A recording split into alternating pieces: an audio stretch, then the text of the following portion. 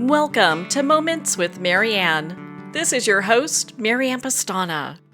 Do you feel that your life is on the wrong track?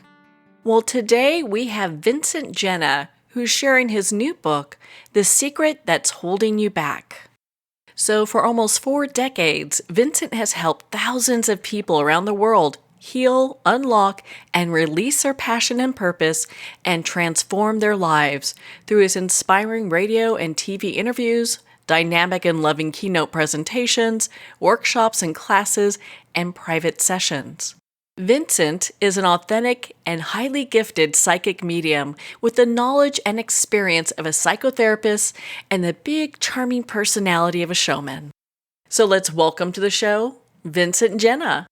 Now, Marianne, thank you so much for having me back here again. It's always a pleasure talking with you because I feel like I'm talking with a living angel and goddess down here. And it's so much fun. And I know you and we're friends and we socialize together and I miss you. So thank you. Oh my gosh. Well, thank you. And of course, give big hugs to your wife. I just love her. I think she's amazing. And when I got a hold of this book, there's a lot of stuff in here that most people have no idea about. And it's really kind of counter to what we've been talking about in like the self-help spirituality realm. Absolutely correct. Because most of that in the spirituality and the self-help realm, even in psychology realm, right? They keep telling you, and I see memes and graphics on this on Facebook and Instagram all the time. Forget your past. You're not in the past anymore. Move forward. Stop rethinking everything. Stop reliving your story. Stop telling your story. I even saw this cute little one of a rabbit. It was a rabbit that was standing. It almost looked like the rabbit that came from Alice in Wonderland, okay? And you see the back of the rabbit, and he's walking forward. And the meme was, why would you want to look back when you're moving forward and going in a forward direction? And I was like, that is the dumbest meme I had ever seen, because I don't know anybody. If you're walking a path, you're going out exercising, I don't know anybody who doesn't turn around and look behind them.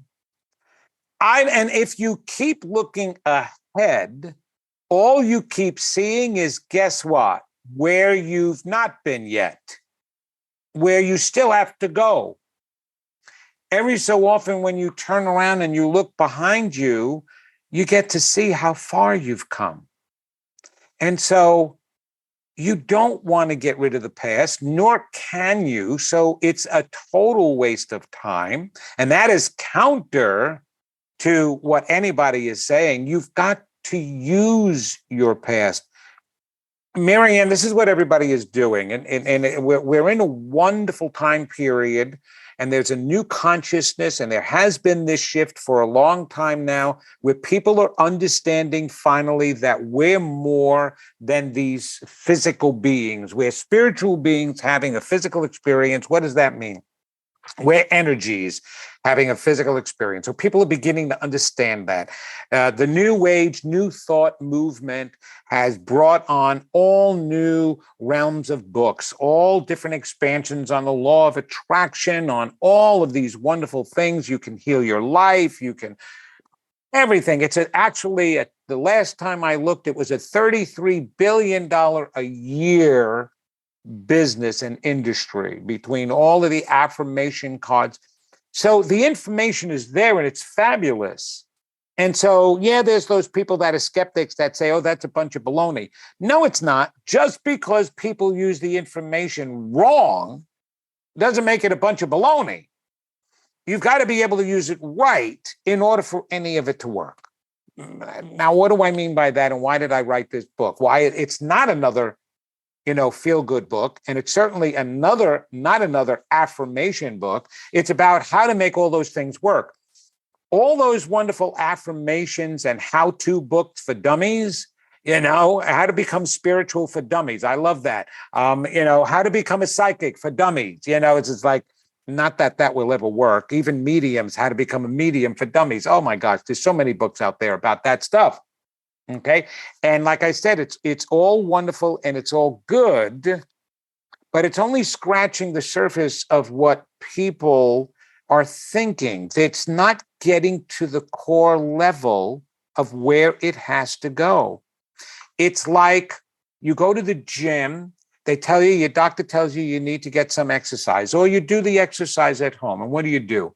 And you tend to work on one body part at a time. You're working on your upper body, maybe. You're working on a couple of groups of muscles. You're doing some aerobic work to work out your heart, Stairmaster, elliptical walking. A lot of people do a lot of walking, right? So you're working out all of that stuff, except every single person who is into the body, every single trainer or expert in exercise, right? Exerciseology will always tell you that there is one area that no matter what else you're going to work on, you must work on at the same time: the core.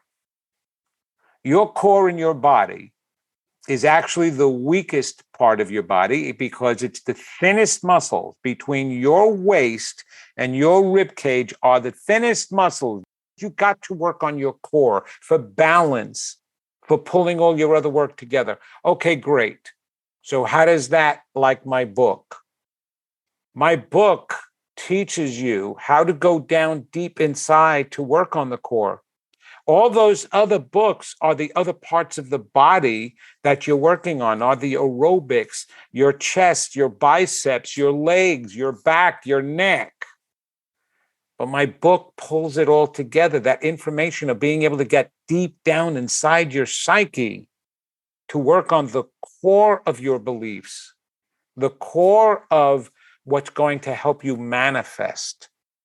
Because manifesting does not come from your upper body. It doesn't come from your conscious mind. Manifesting comes from your unconscious mind and your unconscious thought. Well, here's what's so funny about that. There's not one new thought movement or practice out there to work on your unconscious beliefs. Oh, Eckhart Tolle talks about them, hidden beliefs. There's a lot of attention on mindfulness in the here and now, which is the conscious mind and not the unconscious mind. But here's the funny thing, Marianne. This is the one thing I learned in psychology, which is really important for everybody to understand. Only 2 to 5% of the human mind is in conscious awareness. 2 to 5%. 2 to 5%. That means 95 to 98% of your mind, every human's mind, is in unconscious awareness. Unconscious. So when people are walking around thinking they know themselves and they know what they believe, because they tell me that all the time when I do a psychic reading on them, they try to tell me what the reading is rather than me telling them. I'm like, no, this is not what you're believing. They don't really know. Most people, you don't know what's going on in the majority of your mind. So you don't know yourself. And that is the reason why people aren't living the lives they want, because they're not able to create the lives they want, because they have no idea what's down in that core. This is a book about working on your core. You see it, you hear it, and every time you do an interview, you have somebody who's sharing that understanding that people are just not able to live the lives that they truly want to. And so it's come to a point that most people are just surviving and they're just trying to get by.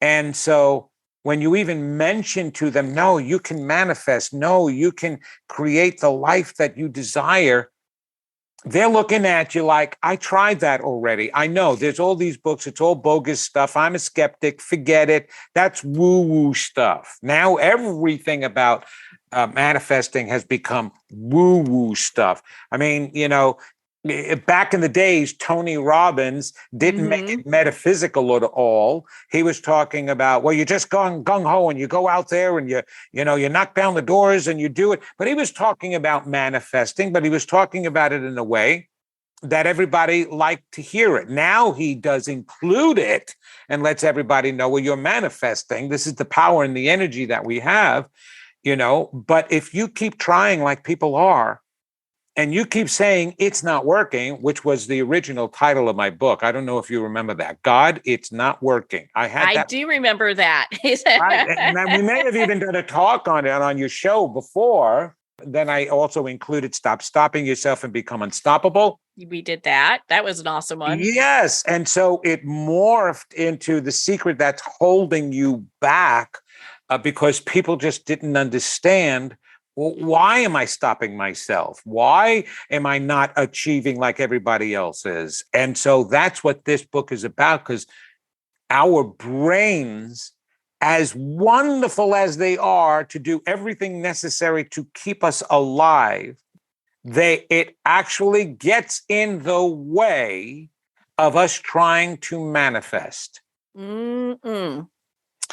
And that's what I needed people to understand. That's the reason why I went back to school to study psychology, to understand the development of the human brain and the human mind, in order to be able to help people understand why they're getting in their own way. They're getting very frustrated, right? Because they're hearing a lot about, well, if you're not manifesting, you're getting in your way, right? And like even my program, Stop Stopping Yourself, right? And so they want to keep hearing, okay, all positive things. Tell me the positive things. I want to hear pretty positive things. And so some of my colleagues who tell pretty positive things are very popular. Matter of fact, very funny. There was, and I won't say the magazine, that asked me to contribute to its December issue or its January issue. If I contribute to the December issue, they want predictions, but only positive ones, and only a positive twist and turn on what's going on in the world today to make everybody feel good. Mm-mm. And do you know that that's exactly what the brain does that gets in our way of manifesting? Oh. It protects us by creating a new set of beliefs to shield us from the negative ones that make us feel bad. Now we've got people out in the world, and it's in the metaphysical world. It's a metaphysical magazine that wants to do the same thing as the brain does. The exact same thing that is stopping us from being able to create what we want. We've got people, we've got, gurus out there, we've got magazines out there, we've got shows out there that only want to make people feel good. And let me ask you a question, Marianne. Mm-hmm. When was the last time you went to the dentist because you were looking forward to feeling good there? I don't think anyone does that. Or any medical procedure or anything like that. When was the last time people did that? No, but you know why they went and they go and they do that? To take care of issues that may be affecting their health in a bad way.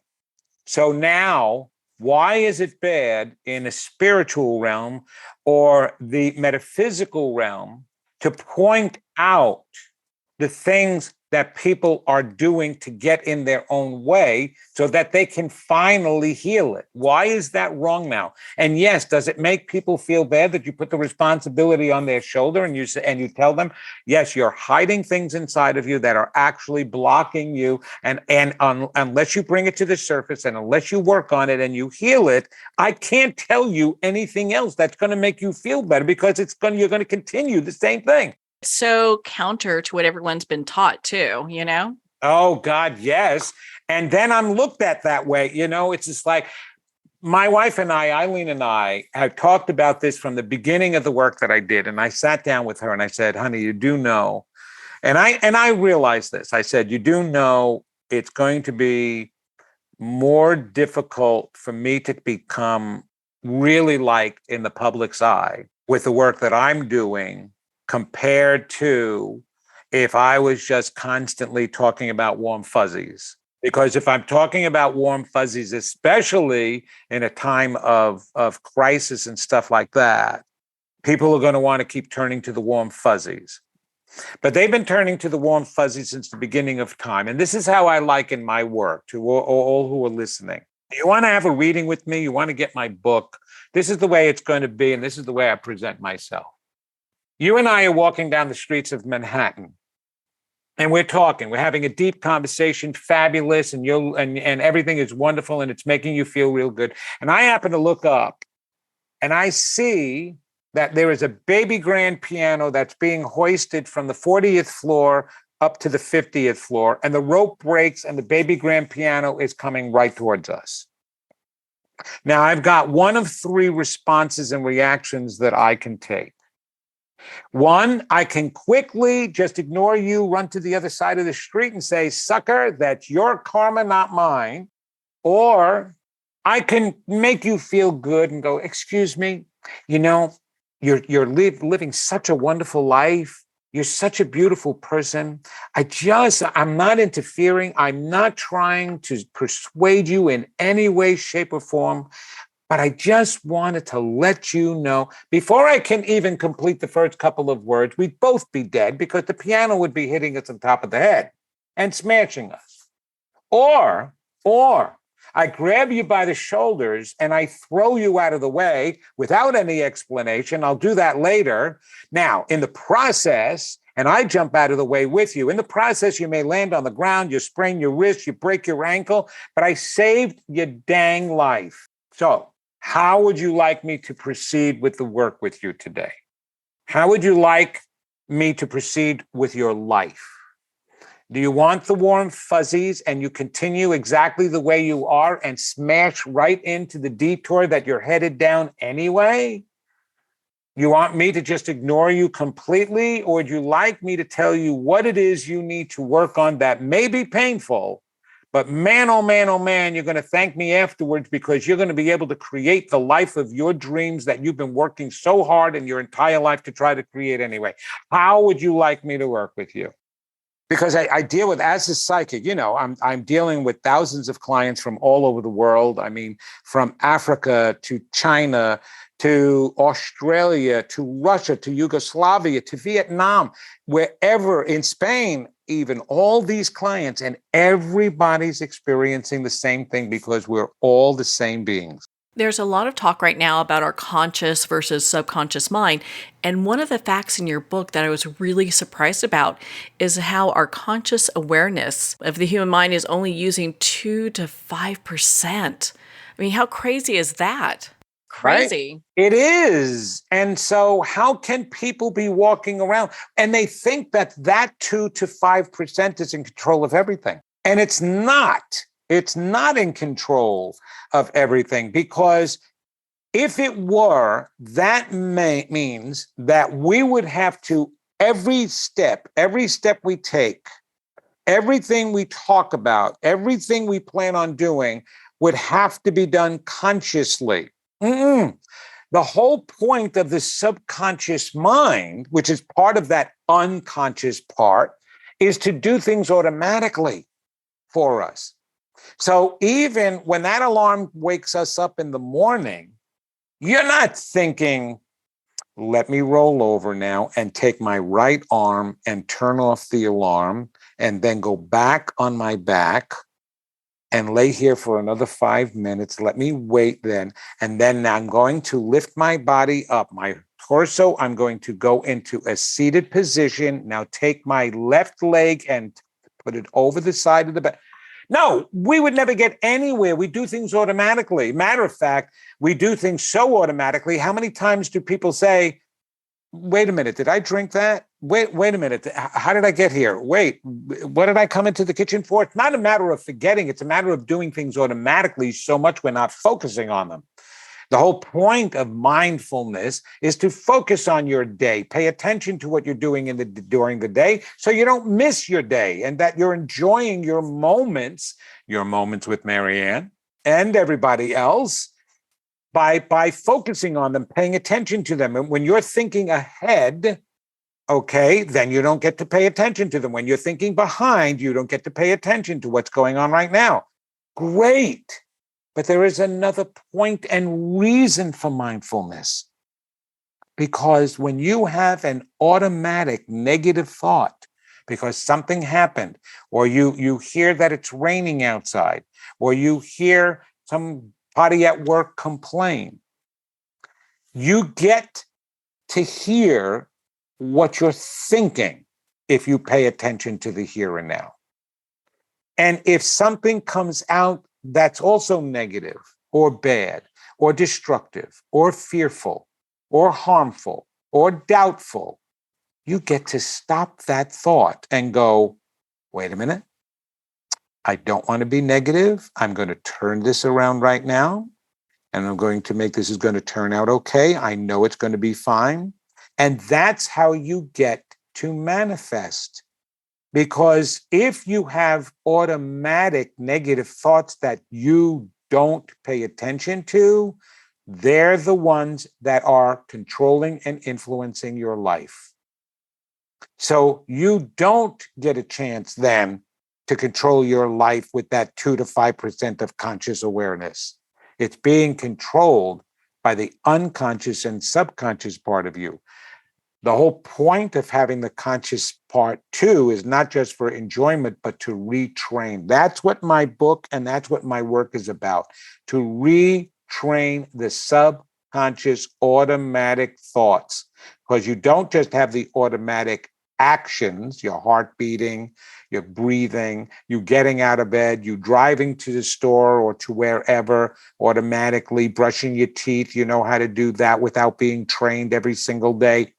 You also have automatic thoughts that you've trained yourself to.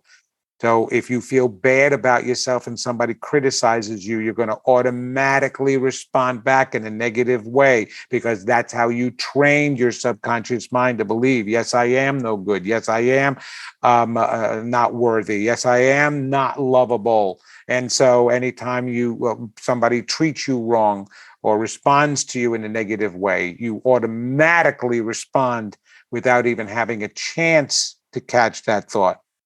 But if you do my work, you catch those thoughts, you change them, and then you work on them before the thoughts come out on a daily basis. My work requires daily work for the rest of your life. And the promise is, as you're doing that, you will transform your life and be able to create the life of your dreams. Now, if that's not worth working on every single day, then nothing is, quite honestly, because you're working futilely now anyway. I'm sure there are a lot of people out there that have attended a lot of spiritual conferences or self-help conferences, personal development, and classes and workshops and online things. And they tend not to apply the information that they get. After the class, they're like, oh, okay, this sounds great. And then back to normal life. Well, yeah, and they think that they're applying it too. You know, the library and the bookstores are filled with incredible information. But guess what?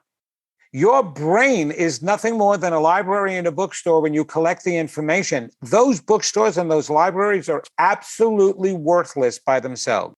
Every single book you've ever read, every single lecture you've ever went to, every single inspiring show that you've ever watched are worthless. Unless what? You do something with it.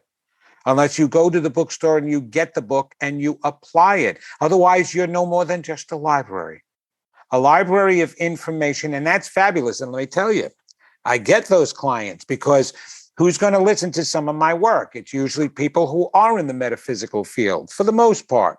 So I get them. And they want to, before I even get a chance to open up my mouth and do a reading on them, they want to tell me all the wonderful things they know already. Oh, about angels, about, deceased and being mediumship, and about the law of attraction, and about energy healing, and yada, yada, yada. I can go on forever. They all know about that. But they want to know, when are they going to finally get love in their life? When are they going to have better finances? When is their health going to get better? And I have to turn around and say, well, then you understand you know nothing. If this is what you're asking me about, and you've not been able to change any of your life after reading any of that stuff, then you know nothing. You've just stored it up in your conscious mind, and it's being blocked from going down into the depths of who you are because you're not doing your core work.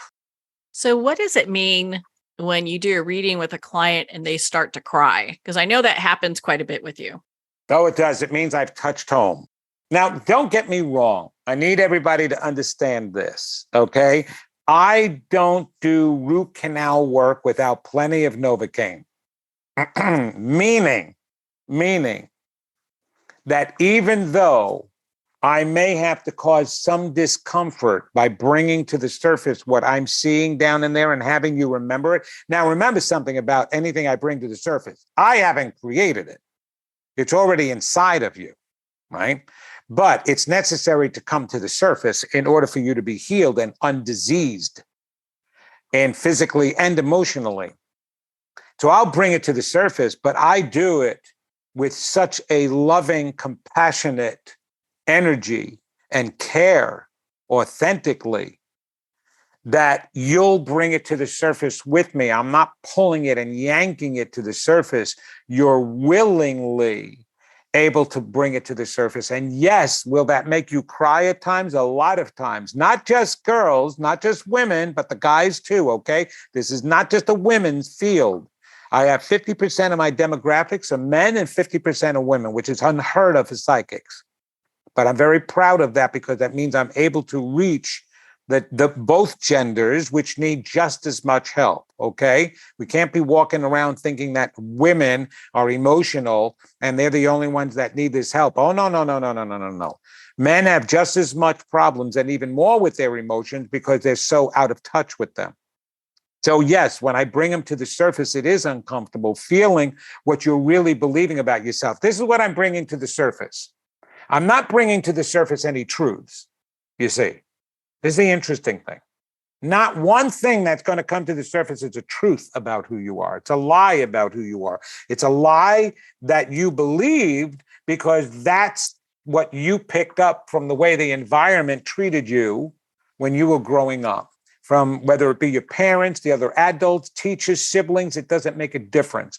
Wherever you got those negative messages, that's where you began to harbor what I call the I'm nots. I'm not good enough. I'm not lovable. I'm not deserving. I'm not smart enough. Any of those, they're down deep inside you.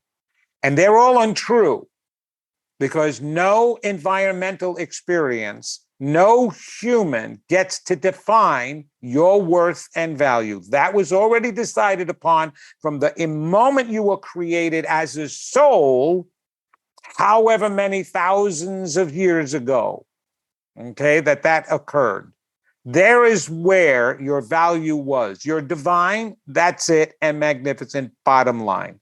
You may not have been nurtured into believing that when you were born in this lifetime. Whatever story that goes on in your youth, right, is where you formed your first beliefs about yourself, your maladaptive beliefs. In my book, I tell you that they're harbored in a compartment or part of your brain or mind called the environment-made mind, because it was the environment that helped to create those beliefs about yourself. Every time you're corrected, every time you may go home and go, oh, you only got a B on that report? Why didn't you get an A on it? Or what's wrong with you? I mean, you keep your room such a mess. What are you, a pig? Do you think you live in a barn here? Or you better eat that food. There's other people in other countries that don't have it that good as you. And we would keep receiving these horrible messages, as simple as they sound, that make us feel like we're worthless, we're stupid, we're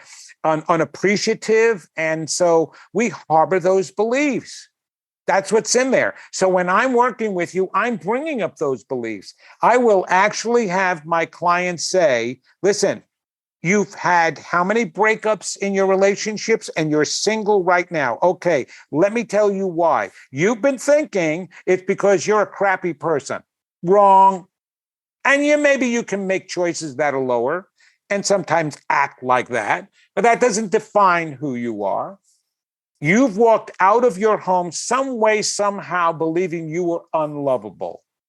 And so I'll see the situations as a psychic and they go, oh my gosh, yeah, I remember that. I remember that. I remember that. Okay, so then I burst their bubble and their defense mechanisms and they're raw at that time. And then I have them recognize and say, so do you see how you can walk out of that home feeling you're unlovable? Yes, absolutely. Okay, so now I want you to say it. I want you to say, because the little kid inside is saying, I'm not lovable. Now I need the adult to say that because that's what you're truly feeling. Say that. Say it out loud. And they say it out loud. And I go, first of all, how did that sound? And they go, that sounds ridiculous. I said, okay, you're an adult now. Do you think any child is unlovable and born unlovable? Do you think that they are broken all the time? There may be some mental pathologies and disorders that children have when they come in, but that doesn't make their spirit and soul broken. And they admit no. So do you understand that that's what you've been saying to yourself all your life? And you don't even know it because it's in 95 to 98% of your mind? Or that I'm not worthy, or that I'm not good enough to get that job? That's what you've been saying? And yes, that makes them cry. It makes them cry for a sad reason that they've been holding on to it, but it also makes them cry, Marianne, for a recognition that that's not who they are. Of course I'm worthy. Of course I'm good enough. Of course I should be able to have a lover.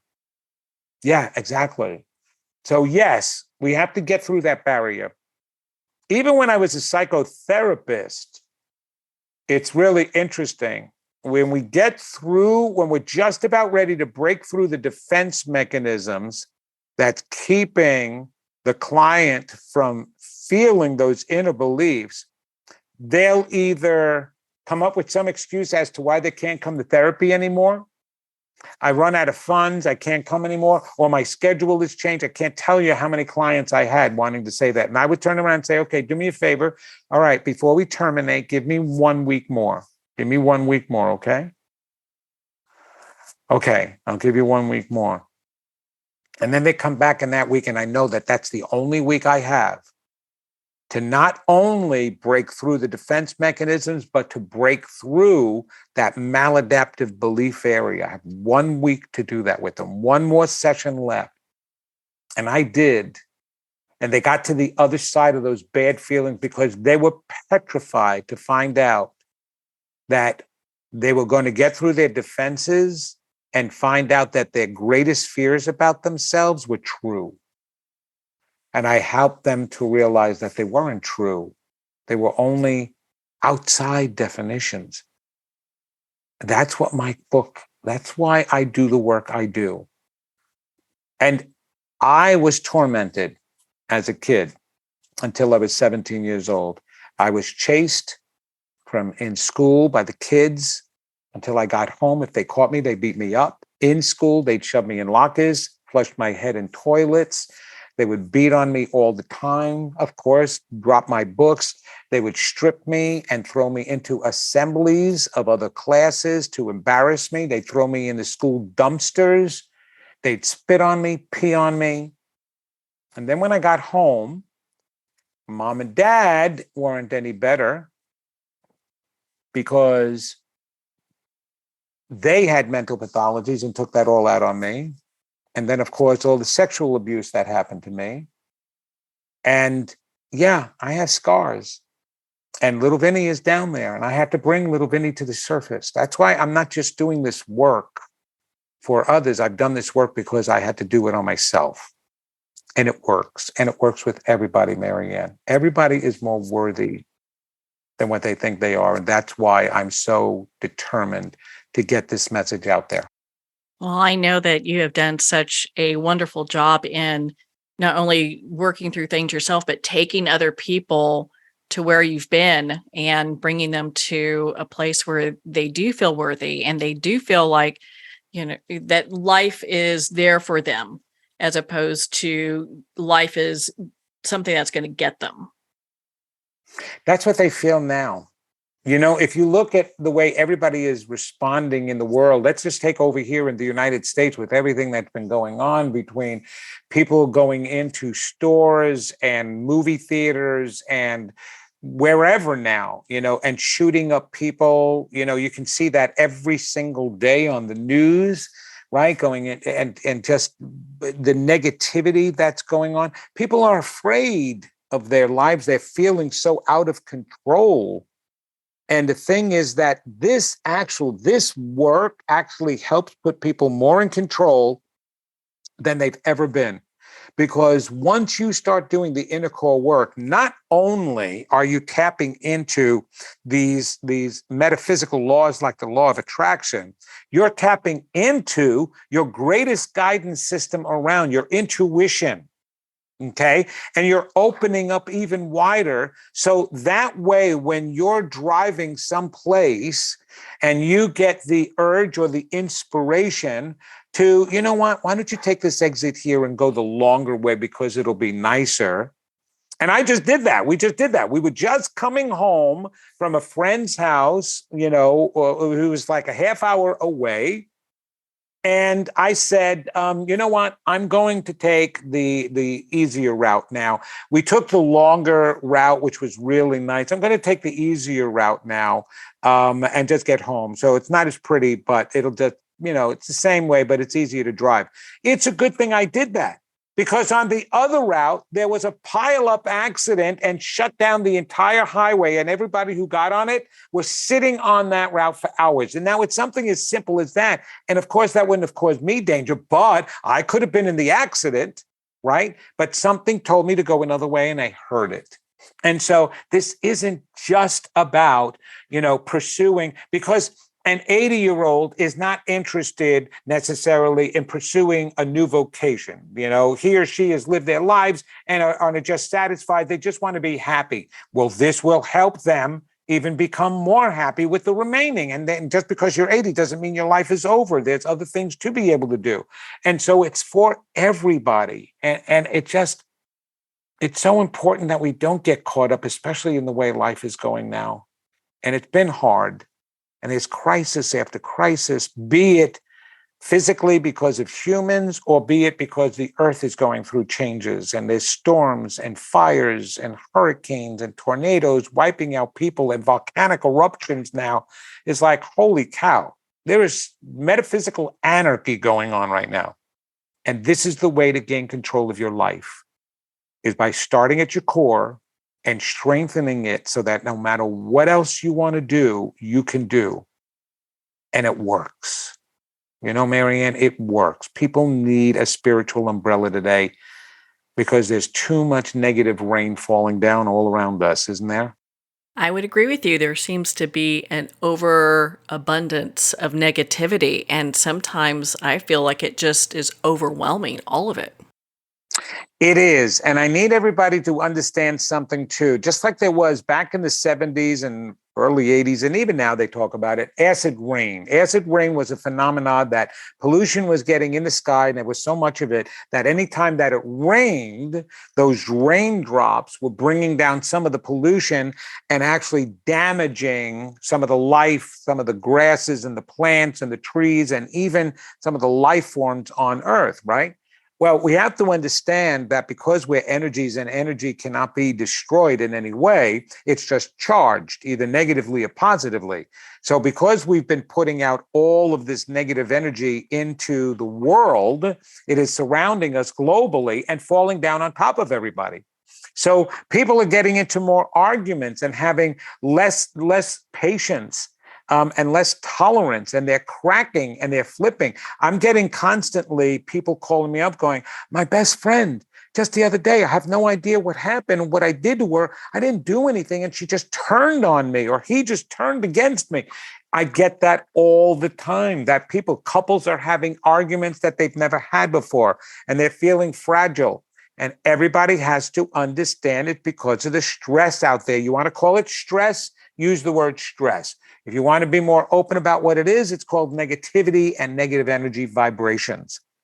And the world vibrations affect us, and we affect the world vibrations. So that's what's happening, Marianne. And yes, and people are afraid to come out of the house. But I can tell you this. Yes, some things may land on top of you. And yeah, you might have your own moments of negativity. But if you do the work that I'm talking about, you'll be carrying around what I refer to as a spiritual umbrella. So as that negativity is falling down on you, it may splash you a little bit, but it doesn't have to break apart your life. It doesn't have to become destructive. And so you'll be able to save yourself. For example, I was stressed out because of this book. I got it out there in the world, and I admit As a new author, I got it out. I'm anxious. I got to be able to sell it. And I let it stress me without really thinking I needed to do anything about that stress. And what happened to me? Okay, 4th of July weekend, we're out. We're seeing a fireworks display outdoors with my whole family. And then we spend a whole, weekend together with friends and family, having a great time. And then Tuesday morning after the 4th of July, so July 5th, I wake up and I'm feeling funny in my chest and I'm feeling mucusy. And I turn around and I tell my wife, I've got the coronavirus. And I go inside and I test myself 100% positive. Because it happened because not from the friend, nobody else had it. Nobody else got it from me. Nobody else had it.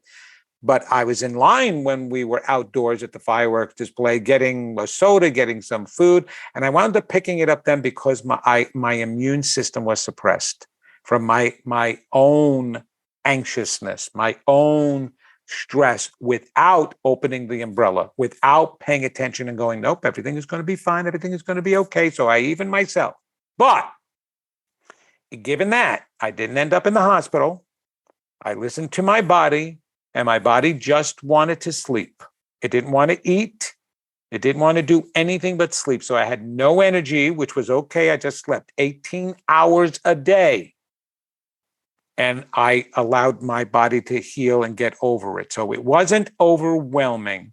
Yes, I was ill, but it wasn't overwhelming. And that's because of the work I have done. Now, I continue to do my own work. And this is the work everybody needs to do. Everybody, Marianne. Well, I'm so glad you're feeling better. I know we had talked about when you got COVID and was so worried about you and your family. So I'm glad that everyone's doing good. Oh, they were great. I was hugging and kissing people. And it's so funny because even a couple, my daughter's friends who was over with us too, they actually were supposed to go down to Florida to be with her parents. And she detained it because they wanted to see if they were going to get it, right? Yeah, after a few days, you got to wait, when you've been exposed to the coronavirus to see if you're going to get it. And so they delayed going down there. Well, it turned out that they were negative. Everybody tested themselves and everybody was negative, including my grandkids. But it turned out that her parents and the whole family in Florida all had coronavirus. And had she and her husband gone down, they would have gotten it too. So the delay allowed them to find out that her family had coronavirus. So they all waited until everybody got better before she went down to see them. So there was a benefit to it.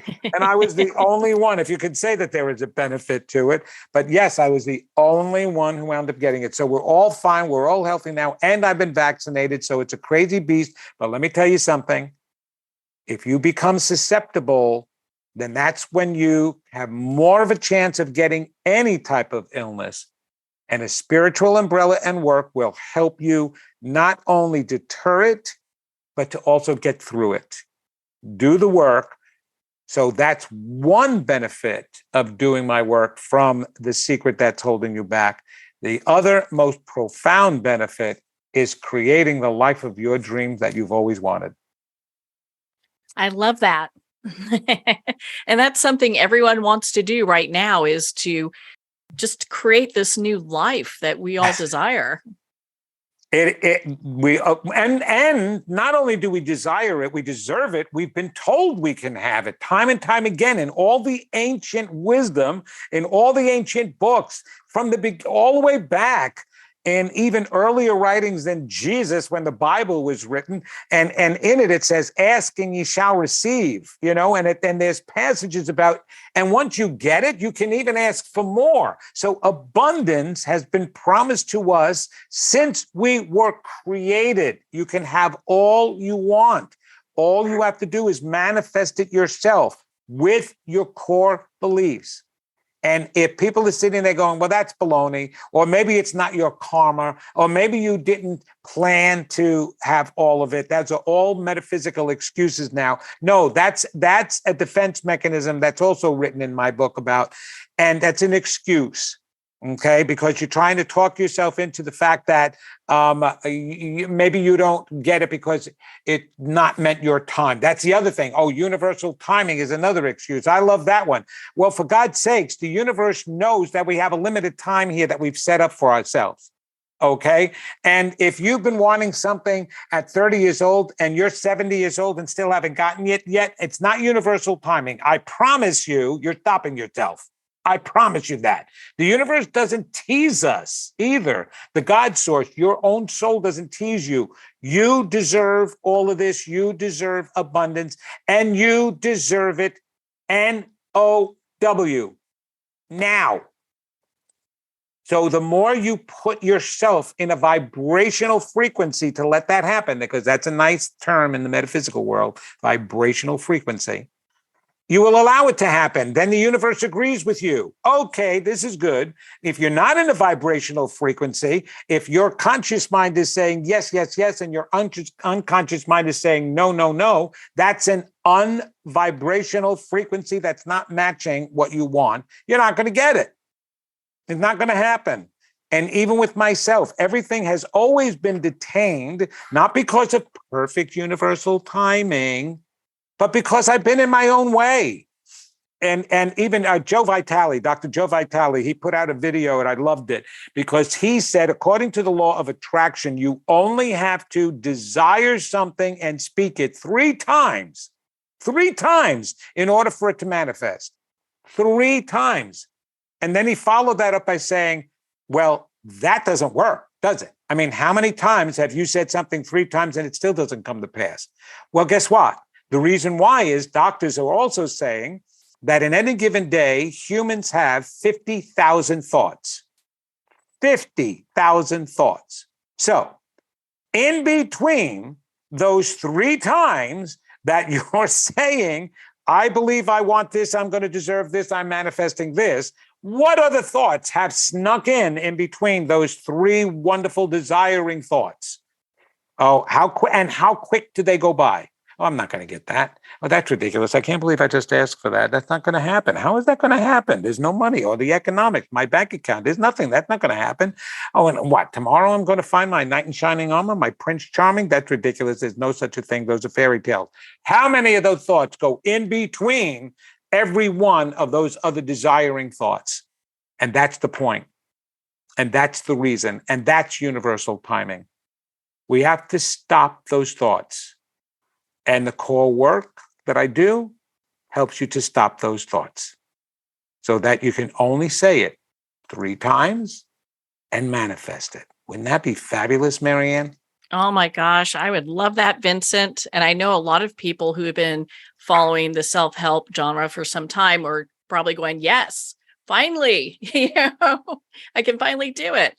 Yes, you can. You just got to stop the other 50,000 thoughts that get in the way. because I can assure you, out of the 50,000 regular thoughts we have during the day, oh, I got to go over here, or what am I doing tomorrow? Or did I get that? Or what did I come down the stairs for? All of those are thoughts. I can assure you at least 20,000 of them are thoughts going against what you just said you believe you could have. And that's what we want to stop. So I understand you created a Facebook support group for this. Yes, I created a group. It's called The Secret That's Holding You Back on Facebook. So it's not a Facebook page, it's a Facebook group. And you come and you join it. And this is what's been great. There's been a bunch of people who have joined it, and people are sharing some of their experiences, their successes, and then their setbacks. And I'm there to help them. Not only that, but they're helping each other. The group members are helping each other by writing in, yes, I understand what you mean. I went through that myself. And fabulous, because you don't have to do this work by yourself. I am there helping everybody get things in order for themselves so that they can see the accomplishments. And people are already seeing this, and people are already talking about their successes. I love it. So you get the book, you read it. You don't even have to start the work. Come join The Secret That's Holding You Back on Facebook, and I'll be there to help you all along the way. So, Vincent, what's your website that people can also connect with you? Also make appointments and learn more about your book? Yes, go to vincentgenna.com. That's Genna. And from there, you can link through to my Facebook, my Instagram, all my social media, my YouTube channel. And also, I have constant podcast called The Genna Effect, which is fabulous because I used to be a Unity radio show host, and Unity Radio Network wound up closing down. But one of the producer of the radio program, she started a platform, a podcast platform called mindbodyspirit.fm, and go to amazon.com to get the book, The Secret That's Holding You Back. But my website will direct you to all of those places, vincentgenna.com. Thank you so much, Marianne. Well, thank you, Vincent. It's always such a pleasure to spend time with you. And of course, to talk about your new book, The Secret That's Holding You Back.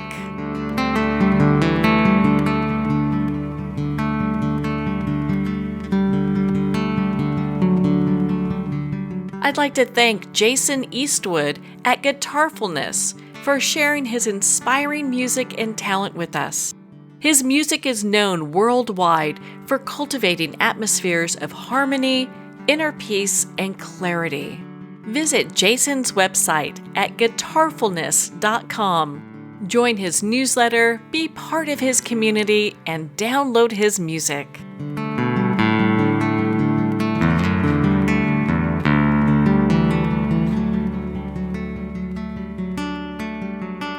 Well, we're at the end of our time today. I'd like to thank everyone for tuning in. You've been listening to Moments with Marianne, where we make every moment count.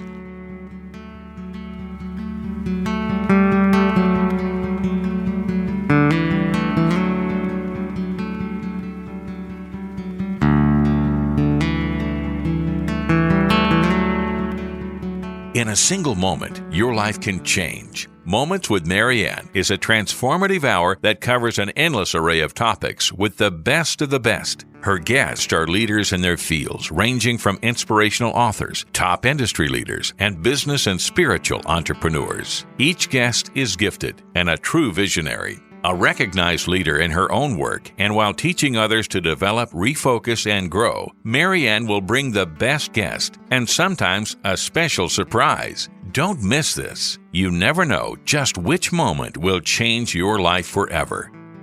Make sure to tune in and visit momentswithmarianne.com for more information.